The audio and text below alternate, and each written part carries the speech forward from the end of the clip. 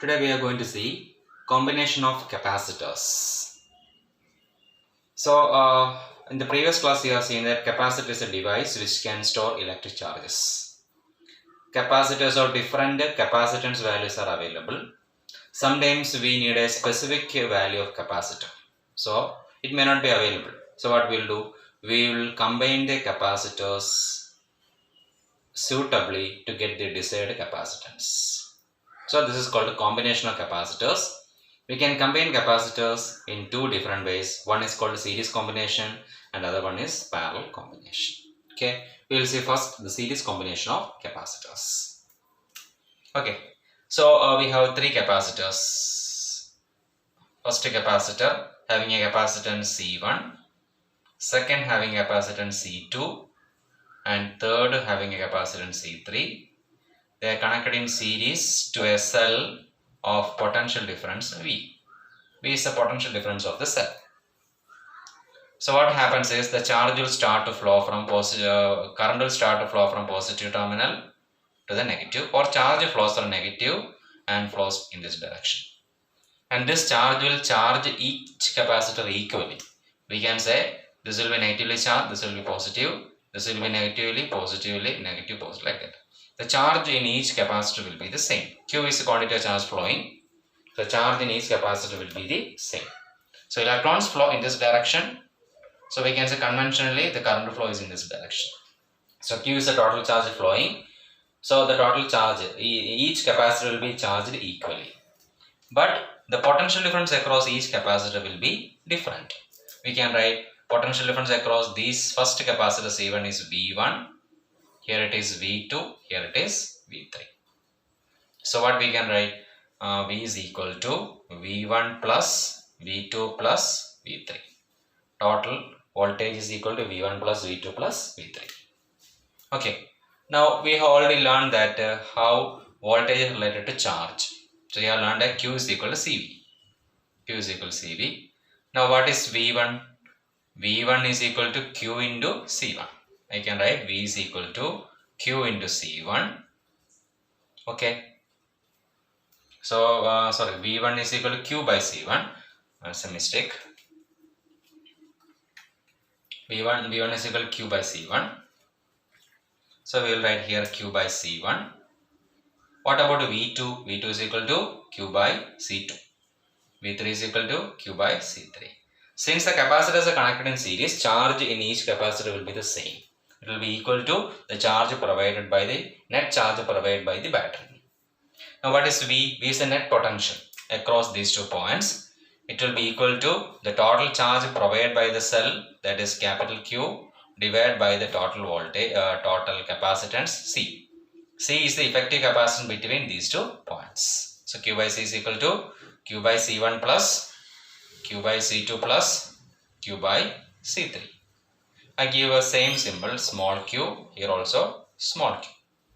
Now taking common, here you can take small q common, here also small q, they cancels. So what will get? Net reciprocal of effective capacitance equal to 1 by C1 plus 1 by C2 plus 1 by C3. This is called a series combination.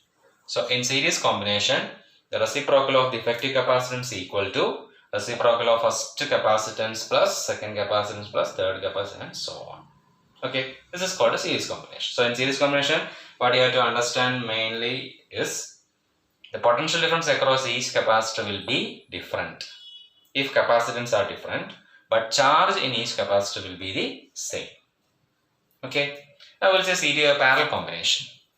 We have first capacitor here having value of capacitance value C1, second having capacitance value C2, and third having capacitance value C3. These are connected like this. This is called a parallel combination.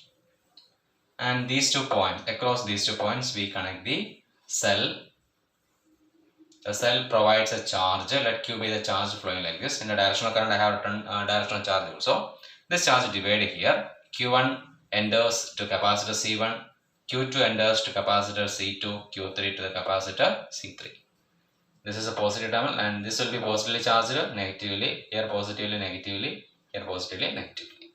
So what is the voltage across each capacitor? Since they are in parallel, voltage across each capacitor will be same, but the charge in each capacitor will be different as Q1, Q2 and Q3. So the Q divides as Q1, Q2 and Q3. So Q is equal to Q1 plus Q2 plus Q3. What is Q?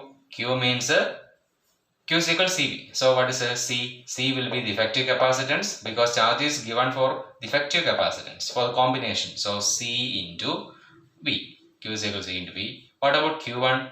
Q1 is equal to C1 into V. V is the same. So C1V plus what is Q2? C2V and Q3 is equal to C3V. Cancelling V on both sides, what will you get? Effective capacitance equal to C1 plus C2 plus C3. This is the equation for effective capacitance when we connect 3 capacitors in parallel. So in parallel combination, the net capacitance will be increased. In series combination, net capacitance will be decreased. That's the difference. Here charge is dividing and potential difference across each capacitor will be the same. That's the difference. And I'll give one more equation for this parallel series combination. Suppose we have 2 capacitors C1 and C2 connected in parallel. What is effective combination? Effective capacitor 1 by C is equal to 1 by C1 plus 1 by C2. For easiness of calculation, you can write net capacitance C is equal to C1 C2 by C1 plus C2. When you simplify this equation, the final net capacitance in series combination is equal to C1 C2 by C1 plus C2. That you can apply.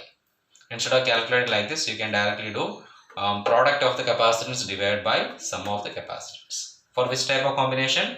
For a series combination involving 2 capacitors. Okay, so that's about the combination of capacitors. You have seen series and a parallel combination of capacitors. Okay, thank you.